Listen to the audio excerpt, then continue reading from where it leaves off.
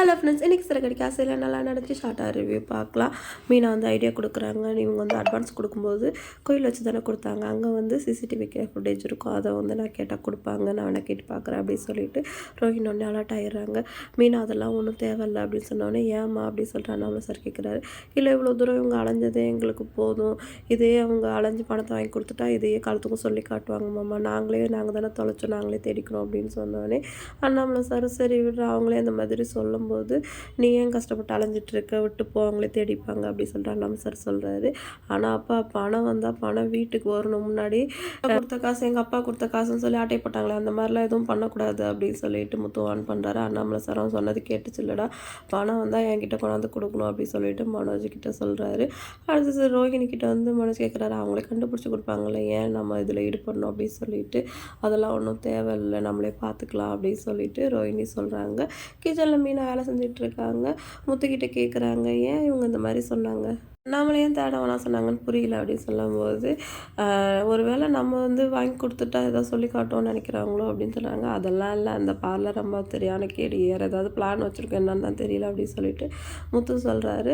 அடுத்து சத்யா கிட்ட பேசுகிறாங்க. என்ன வீடியோ ரிலீஸ் பண்ணது வந்து சத்யாவாக தான் இருக்குமோ, எங்களுக்கு ஒரு டவுட்டாக இருக்குது, அதை கிளியர் பண்ண முடியுமா அப்படின்னு சொல்லிட்டு.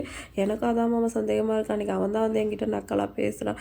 உனக்கு அவன்கிட்ட ஒன்று தெரிஞ்சவங்க யாராவது இருக்காங்களா அப்படின்னு சொல்லிட்டு கேட்கும்போது இருக்காங்க அப்படின்னு சொல்லுவோம், நீ விசாரிச்சு பாரு அப்படின்னு சொல்கிறாரு.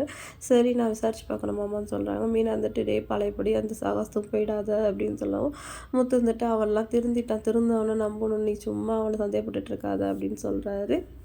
அடுத்த சில முருகன் வந்து வித்தியாட்டு கதை தட்டி வண்டி சாவி கொடுக்குறாரு. வாட்டர் வாஷ்லாம் பண்ணிட்டேங்க, பெட்ரோல்லாம் போட்டுட்டேன், இந்தாங்க வண்டி வச்சுக்கோங்க அப்படின்னு சொல்லிட்டு கொடுக்குறாரு. ஏங்க காசு வாங்கிட்டு போங்க அப்படின்னு சொல்லவும் அதெல்லாம் ஒன்றும் வேணாங்க, ரொம்ப தேங்க்ஸுங்க அப்படின்னு சொல்லிட்டு கிளம்பிடுறாரு. அவரை பார்த்த உடனே வித்யாவுக்கும் வந்து அவர் ரொம்ப பிடிக்குது. இந்த பேரை வந்து பார்க்க ரொம்ப நல்லா இருக்குது. ரோகிணி வர்றதுக்கு கூட தெரியாமல் அந்த முருகனை பற்றி திங்க் பண்ணிகிட்டு இருக்காங்க. என்னடி நான் வந்தது கூட தெரியாமல் என்ன பண்ணுறேன் அப்படின்னு சொல்லிட்டு வித்யா வந்து ரோஹிணி கேட்குறாங்க. அதெல்லாம் ஒன்றும் இல்லை உட்காரு அப்படின்னு சொல்லிட்டு.